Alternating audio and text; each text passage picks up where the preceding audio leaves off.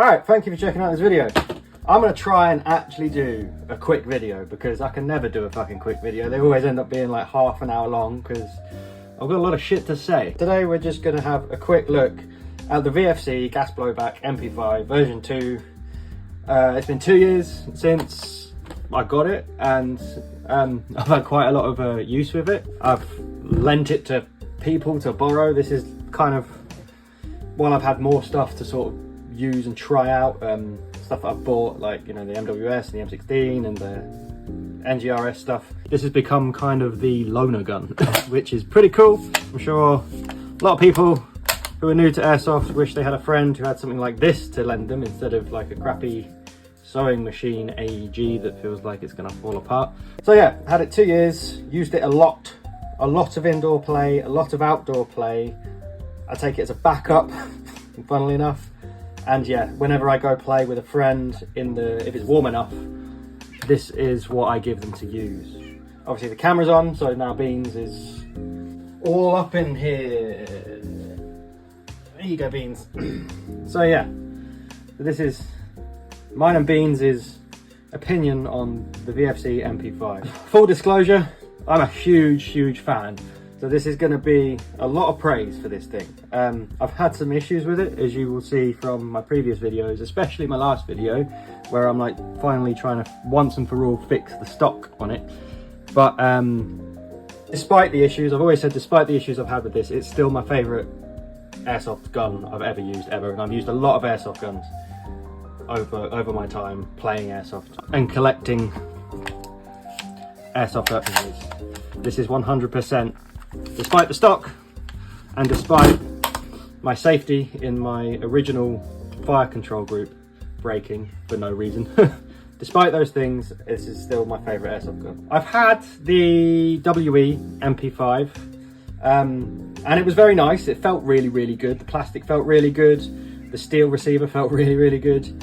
The mags were a bit finicky. Now they had a stop on empty function, which was really cool, but it felt a little bit finicky, and it was like there was a weird thing where if there's a switch and you've got to remember when you put a fresh mag in to pull the switch down, otherwise it just won't fire, because the stop on empty feature overrides, even if it's got BBs in it, it'll override the ability for it to fire if it's engaged, which is weird. And I never played a game with it, so I can't really comment on its reliability too much, but I never played a game with it because I just never felt like I trusted it enough. But maybe that was my opinion based on the WEM4s and the M16s that I'd had previously. So maybe I was throwing a bit of judgment on it. So not really got too much experience with the alternatives. I've played around with the SRC CO2 one, and that feels kind of nice, but it still feels very toy-like. I've obviously got the Maruzen MP5K gas blowback, and that's obviously all plastic, incredibly toy-like. Very fun, very snappy, very fast shooting, but it's very toy-like in its feel. This feels real.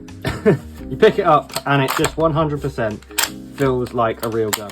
I've held a real MP5 once at like an air show or like an army show when I was a kid. Like, I don't really remember it too much, but this, it just feels so good. The steel feels so good, the plastic feels so robust, like especially the SEF lower group with all the extra sort of thicker reinforced bits it's got molded into it, and it's great. The only thing I hate is the stock. It does feel real, obviously it's a real steel.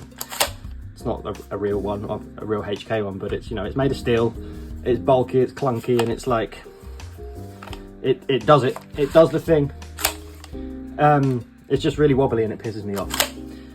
It's still really wobbly unless you clamp it back the other way, and then it stiffens up how it's supposed to. I got rid of the gap in it that was pissing me off, but we're all good with that. We're all good there. So as I say, I'm super pleased with it. Now, it's not, you know, the long range gun to go to. If you want a long range gun, this is not your thing. It is good, you know, it'll surprise you. You'll be able to hit people that you didn't expect to be able to hit at distances that maybe outrange their crappy rental AEGs at least. But it's a very much get in there, get stuck in, get up front, get close and personal and sneak around, and like, it's very much that kind of vibe. getting into the sweat of it kind of deal. And that's kind of what an MP5 is. You don't really get an MP5 to go and snipe with it, although I believe there is like a sniper variant of an MP5, funnily enough. Despite its like little issues that I've got with it, it's super reliable, like super reliable. I can 100% guarantee that when I pull it out and pull the trigger, it's gonna go off. I've not done anything to upgrade the internals really. I've put a low power nozzle in there. You might be able to see in there, it's the red thing, and it just brings that power down, because when you get this out the box, it's going to be shooting hot. It's going to be shooting about 370 to 380 FPS on green gas, I found. And in the summer, if it's like the summer we had this year, these magazines are made of steel. They get really warm. They also get really cold, and it's not good in the winter, but they get really warm, and they pressurize the gas very efficiently. If you've not got a low power valve in your nozzle, you will probably still be too hot on duster gas. Now, duster gas, you know, you can use duster gas in it usually to get the FPS under 350. If you want to be sure, get the low power valve and stick that in the nozzle. It's a real bitch of a task to do. Like, it really sucks having to do it. Getting the nozzle apart, and there's so many like different bits that you need to consider. I love the way this field strips.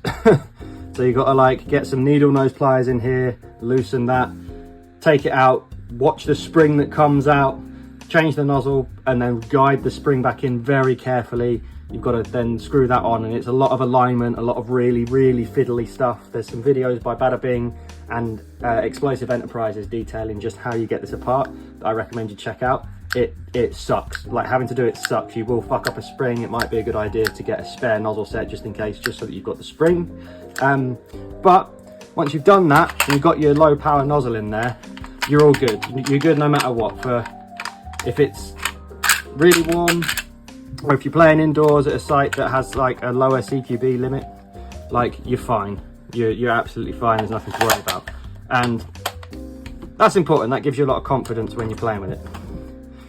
You know that when you turn up, it's going to be site legal, and you go from there. So having the low power nozzle in there is really good. I think it was only about £9. Cheap little upgrade.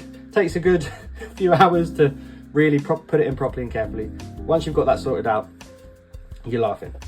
This is not a winter gun, not outdoors anyway. I've used it in the winter indoors, and it was good. It was a lot of fun. Worked absolutely fine. Going through mags, firing. Like, it worked really well, just because it really pushes itself through it. But if you're playing with this outdoors, as I said, the mags are really thin and steel. They get hot really quick, but they also get cold very quick, and everything just freezes and it stops working. So I would not recommend using it in the winter. Outdoors. Indoors, you might be all right. Take a backup, and you will find, obviously, when it's colder, it won't be as gas efficient. The best efficiency test I did on this, I really wish I filmed, but I was using duster gas, and it was when the gun was brand new, so it was firing a bit hot anyway.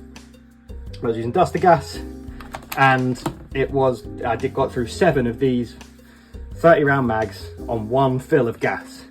It was a really hot day, and the mag was just in the sun constantly. So it's not a fair test, but it was a good like stress test, I think. I've then got a video of what I did trying to figure out how efficient it would be in the cold weather, and it really sucked. And you go check that out on my page. It was awful. It was dreadful. Wouldn't recommend using it in the winter outdoors at all. But for the rest of the year, it's perfect. It's so perfect. This is the best Airsoft MP5 that exists, period. It's so realistic. It's so bulky and clunky. I've slapped the piss out of my charging handle, and my cocking tube hasn't broken at all. I believe this was a second batch gun. I friggin' love it. I've not changed the followers. I've not changed the nozzle, so it's not got an extra reinforced arm, but it is the second batch where they reinforced the loading arm, and I've not changed anything in the mags, and I've not had any trouble with it closing onto the mag follower when it's empty. Not had any problems with that at all. Nothing's broken yet, touch wood. And yeah, it's a very versatile platform. I've got it with the EOTech right now, just as a bit of a flex. I've obviously got the 3-round burst loader that it came with, but it broke. Go back and watch my other videos on that. I do still use it. It is still very usable. It just doesn't have a safety. But this is the nice, simple. If I'm playing outdoors, probably won't use this because it's a little bit dim because it's very old. I'd probably use something a bit more low profile and light. But it's my ideal setup. It's very die-hard, very Predator, and I'm all about it. 100% recommend it. If you're looking for an Airsoft MP5 and you want the best Airsoft MP5, make sure you've got something else to use in the winter, but otherwise 100% recommend this. Buy it, get one. These are incredible. I really can't wait for it to get warm so I can go and fucking use it again. Thanks for watching this video. If you made it all the way to the end, thanks very much. You're the best. If you like this video and you want to see more from me, hit the subscribe, hit the notification bell, leave me a comment, ask me some questions, let me know what you think. If you've got the WE, I want to know how that compares, if you've got experience with both.